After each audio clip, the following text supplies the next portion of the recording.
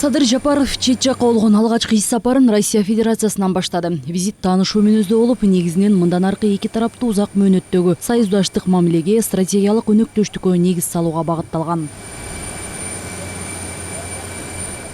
Кыргызстан менен Орусия ЖКК, КМШ, ШК, ЕАЭП сыяктуу ири уюмдарга мүчө. Тараптар ар дайым соода-экономикалык байланышты чыңдоо аракетинде. Былтыр ортодогу соода жүгүртүү $1,5 миллиард болуп, мурдагы жылга караганда 9,5%га кыскарган. Буга чек арадагы көзөмөлдүн күчөшү жана пандемия себеп. Президенттин иш сапарынын алкагында эки тараптуу сооданы активдештирүү дагы каралган.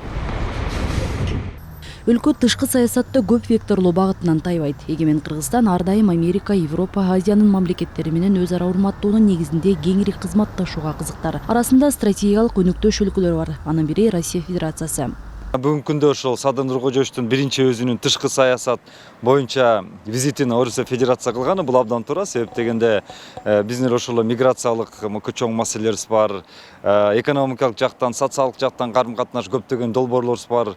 Ошолордун баарын тең азыр күндө кээ бирлери чечилбей мисалы турат, кээ бирлери иш үстүнө ашуунун үстүндө турат. Ошонун баарын тең сүйлөшүү жактан же негизи эле ошо эки мамлекеттин ортосунда карым-катнашты күчөтүү боюнча биринчи катары мен туура деле ойлойм. Орусия менен болгон алака мындан арадагы тереңдеши керек деп эсептешет саясаттаануучулар. Садыр Жапаровдун визити дагы дал ушул максатты көздөйт. Президенттин жолугушууларында саясий маладан тартып, соода-экономика, маданий жааттагы карым-катнаш, ЕАЭП алкагындагы интеграциялык биригүү сыяктуу маселелерге чейин сөз болору айтылган. Ички жана сырткы байланыштарыбызды терең жүргүзө алсак, анда биздин экономикабыз деле жакшы жагына өнүгүп, жакшы болот эле да. Ошондуктан ушул тышкы саясатта дайыма биз ушул баягы аяр анан өтө мындай өз мамлекеттин кызыкчылыгын биринчи орунга койгон мамилелерибизди узартышыбыз керек. Саясаттаануучулар президенттердин жолугушуусу ийгиликтүү болсо, кызматташуу мындан арадагы тереңдей берет деген ишеничте. Буга чейин визиттин алкагында аталган өлкө Кыргызстанга гранттык жардам бөлүү боюнча маселе каралары айтылган. Ушундай эле көмөк былтырдагы $20 миллион өлчөмүндө бөлүнгөн эле. Бул жолу дагы Евразия өнүгүү фондунан жеңилдетилген пайызда $100 миллион грант алуу маселесин сүйлөшүү пландалды. Россия үчүн өтө маанилүү жерге жайгашканбыз. Борбордук Азиянын ичинде Кыргызстан маанилүү орунда турабыз.